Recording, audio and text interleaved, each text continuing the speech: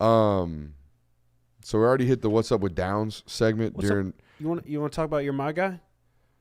Puglisi? Yeah. Yeah, let's do this. You realize polycarbonate's plastic, right? Hey, look, man, we ain't got to get into the weeds. What a nerd. What a nerd. For 2 Who tonight, knows man. that? I think the definition of it is really hard plastic. If it was So they're plastic, both right. yeah. If it's everyday plastic, you just call it plastic. You Play the sound. Oh, we were practicing. Coach played in the film. Bro, Puglisi threw I guess it's hard to do this quarterback. He was running to away from his throwing arm. Flicked it to him. Back corner of the end zone. Landed, caught the ball. I was like, we looked at that throw. We probably watched it 5 times. I'm not gonna lie. When Puglisi had his first practice, we were watching. We were doing 7-on-7. And we're watching. He's just dicing. I'm like, it. I mean, just flicking it. we're all looking dudes behind him are forgetting to go in because we're all just wow, he's really wow. Everybody's just astonished. Yo, he's cold. Yeah, he was making some throws against the starters in bowl good. practice. Yeah, he's nice. Artie's just confident. Yeah, he was cool. I was in his face talking shit to him before the plays. That didn't phase him. Big kid? Probably about Solid, 6'2", 6'2", 6'3", 210. Good stature. Solid too. He's solid. Like Carson stature. Carson's thick. All right. Come on now. Simmer down. There's certain words I just wouldn't say describing a dude. You feel me? All right, so a couple things here. Hey yo, as Captain Hey Yo around here that walk into some sus every once in a while. Watch out now.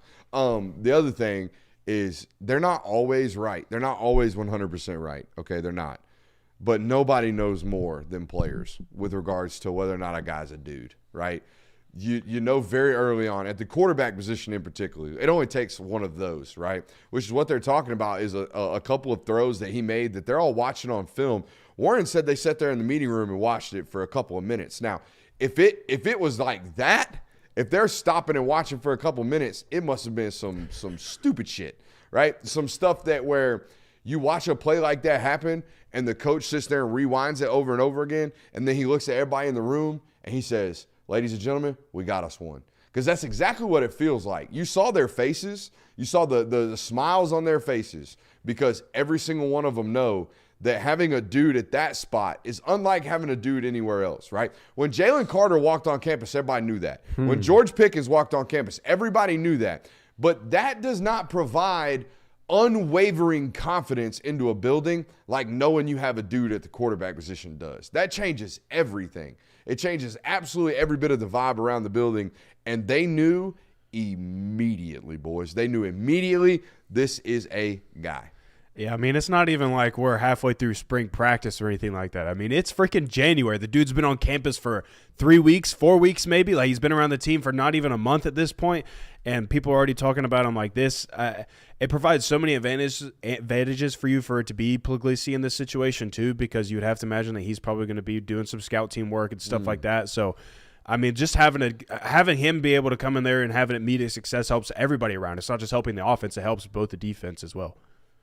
I mean, it's not even the fact that, they're saying, oh, he's doing a great job. You hear that a lot, just almost political at the point of he's doing really good. He's really wild. And it's the fact that they came out and were telling stories, specific moments where, he made this throw that made us all go, holy shit.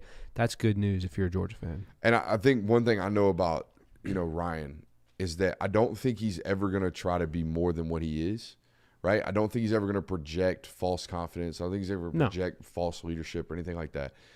And I think the number one thing nowadays to get people to buy into you as a football player, particularly as a quarterback, is to just be extremely genuine. Joe Burrow has this effect. Everybody calls him Joe Cool. Yeah. I think that coolness that people don't – I think people are mistaken just general genuineness. Like he's just himself, right? He doesn't portray coolness. He doesn't portray confidence. He just is, right? And that is very much so to me what Ryan Puglisi is. I don't think he cares about what others necessarily think or expect him to be. I think he has his own set of expectations for himself, and he just goes out and does those things. And I think that is a quick way to get older kids to buy into you, right? It's not going into your meeting week one and being some demonstrative, outgoing leader. It's earning it, right? It's like going out on the field and doing those types of things and earning the acceptance and respect of your teammates.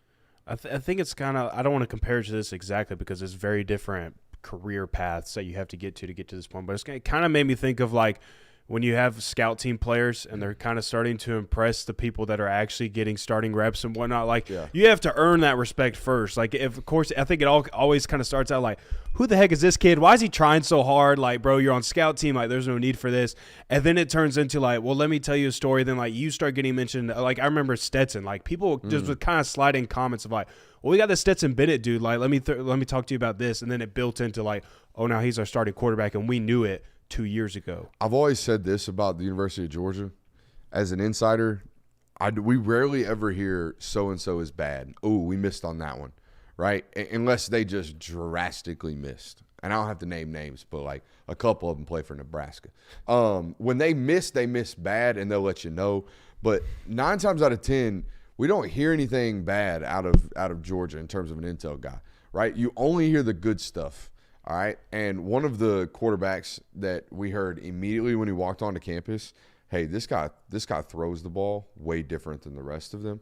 Holy shit, wait till you see this. Carson Beck. Mm-hmm. The moment Carson Beck got on campus during the Sugar Bowl practices before the year against Baylor, it was like it took like 3 days, and everybody's like, oh, wait till y'all see this kid throw the ball. That's about how long it sounded like it took with Puglisi. Yeah. Okay. And that checks out, right? We told you the whole process, this dude was a walking offer.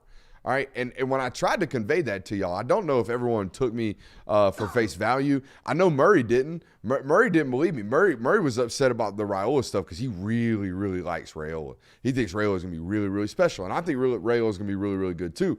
But there's something about this one. This kid right here, man, this kid is all horsepower, all right? He is all stallion.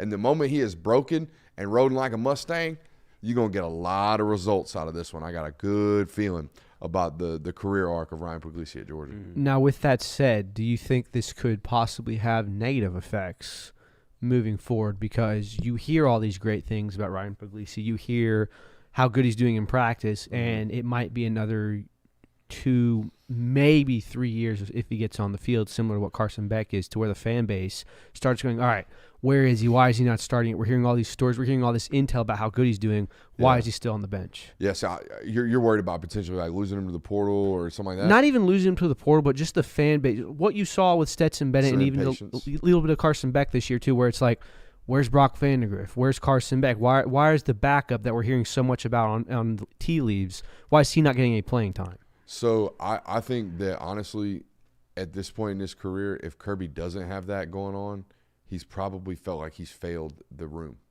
Mm. You know what I mean? And I think he learned that during Fromm's career. I think he did. Having Fromm in 2019 and 2020 not be pushed at all terrified him, I think. Yeah. Not only from a perspective of if this guy gets hurt, we're screwed, but also from a perspective of this guy's not maximizing his talents and his outputs. Yeah, I mean. So, yeah, I think to answer that question, that's the way I would go. It's like you constantly – I think the state of this room has to be chaotic. It has to be pressurized. You have to feel like you're in a bubble. You know what I mean? Mm-hmm. And I also don't think Puglisi's ever going to shy from that. No.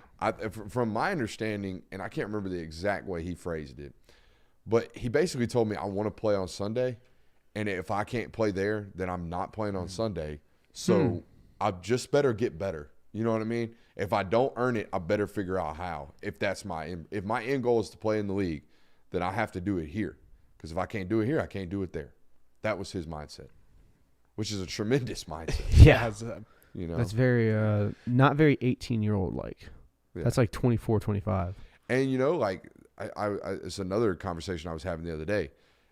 And we don't have to we've already done the Raiola versus Puglisi thing, but there is something for the fact that Puglisi had one transfer in high school, and the transfer was from, for lack of a better term, slappy Massachusetts high school football, which was borderline 7-man, from my understanding.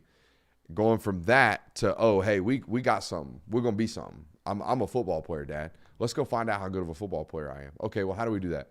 Well, there's this place called Avon Old Farms, right? Let's transfer you up there. It's basically a football academy. It's IMG in the Northeast.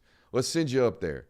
Well, what do I do when I'm up there, Dad? Well, it's basically boarding school, and you'll wake up in the morning at 6 a.m. and you'll go to a lift, and then you'll go to a position meeting, and then you'll go to class, and then you'll come back for weights, and then you'll come back for practice, and then you'll do post-practice rehab, and then you'll go to study hall, and then you'll go back to sleep in your dorm room.